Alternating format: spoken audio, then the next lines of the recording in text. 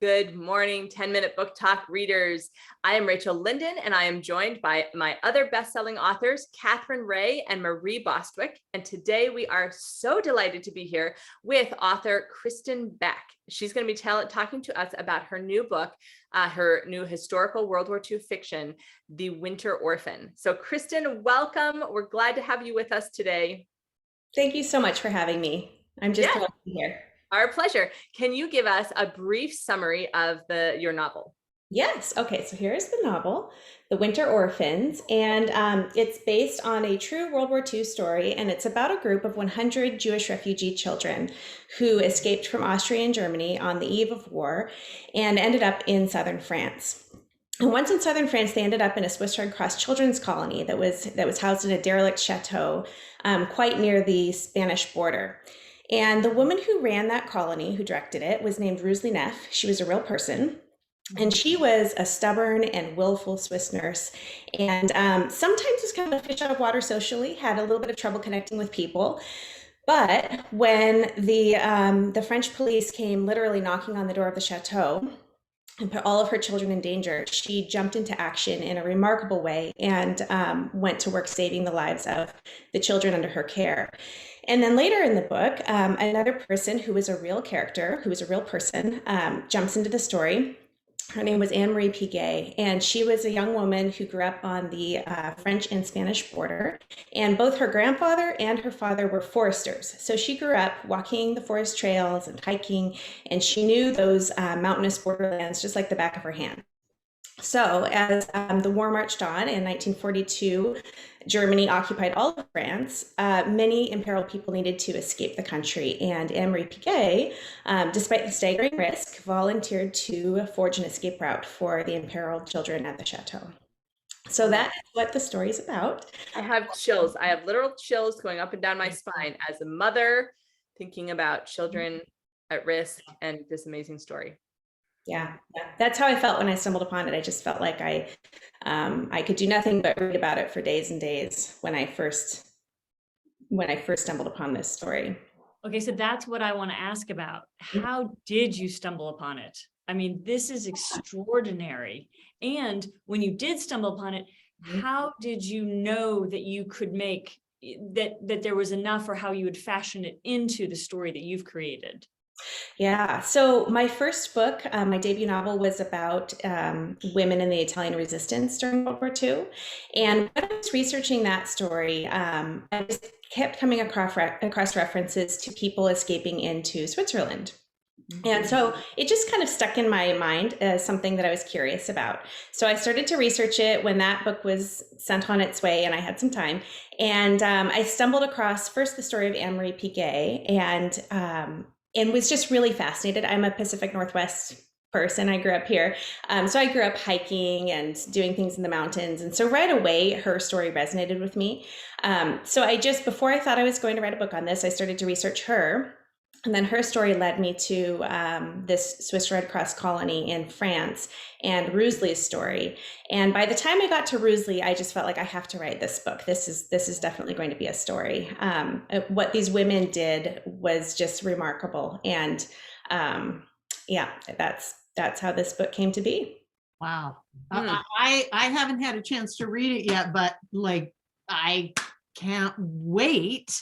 And very excited about this. It's just such a fascinating premise, and I love it more that it's based on real people and real events. So that brings me to my question. Like, tell us about, what was your research process like for this book, and was there anything? I mean, obviously the whole thing, but was there anything particular as you were researching that just jumped out and really surprised you? Yeah, so this book, I started researching this book in late 2019. So it was just before the pandemic hit. I had hopes of going to France and physically walking these routes that the people in my story took and seeing the chateau. You can actually stay there now. It's a bed and breakfast. So I was hoping to stay there, but of course, the pandemic interrupted those plans, so I haven't actually been able to go. But luckily, we do have Google Earth and YouTube videos and all kinds of online resources. So I do feel like I have a strong understanding of the area. And I spent quite a bit of time in France prior to prior to all of this. So most of my research, because of that, involved reading, and I just read basically everything I could find on this story. And there were lots of really great materials to read. There were diaries and memoirs, and at one point there was a book that was published in Switzerland, and you can only get it through the publisher, and you have to buy it in Swiss francs. So I actually mailed Swiss francs to Switzerland and got this. Wow. That's dedication. That's That is dedication. dedication. But how exciting, because you got to hear these people's voices, right? I'm sorry, I'm asking another question, but now I'm intrigued. I can't stop myself. It's okay. You sort of got to meet them firsthand. Like, did that influence the voices in how you were hearing in your head and what you were putting on the page? It definitely did. I feel like I know these women. And, it's hard to say. It has occurred to me, like, maybe I have them wrong. Like I have this very deep sense of who they were. I feel like they're people that I've actually known, and of course would have been honored to know them in real life. And there is some video footage of them giving interviews. They're all in French. So luckily I did take French in high school, so I can kind of muddle my way through, but it was pretty wonderful to be able to see them speaking as elderly women at that point, and talking about their experiences. Oh, cool. So Yeah. extraordinary. I love it.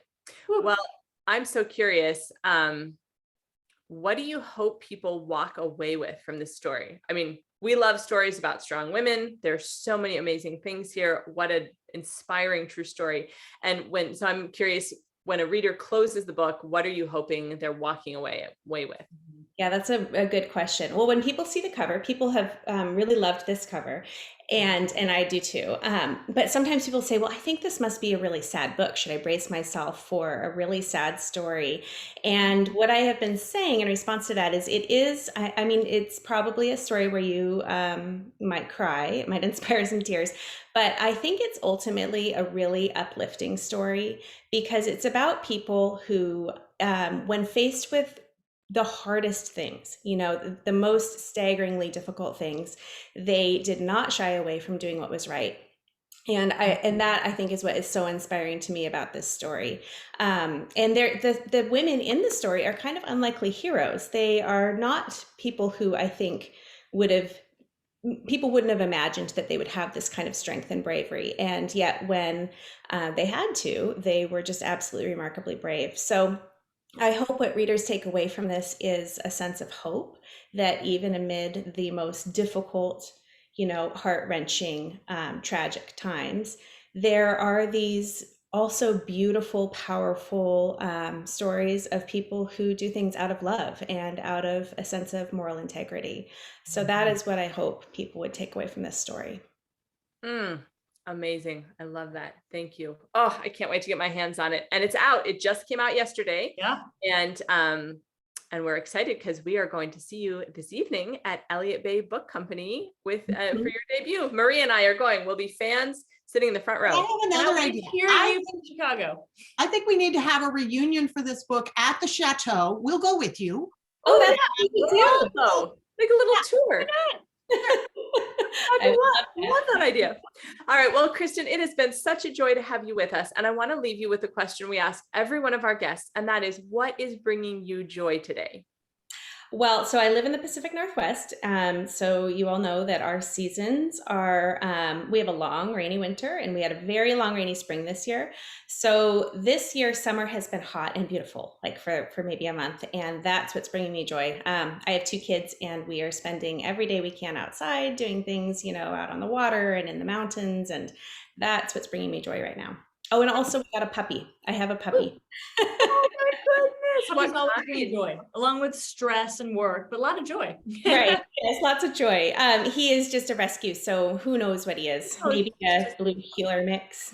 Oh, how sweet. All right. Well, Mixolopsos. So. All right. Well, thank you, everybody. Here, hold up the copy again so they can see it. So everybody run out, don't walk, run to get your copy of The Winter Orphans, so that you can also be inspired, encouraged about this story of amazing women and amazing, resilient children. All right. Thanks so much, Kristin. Until next time.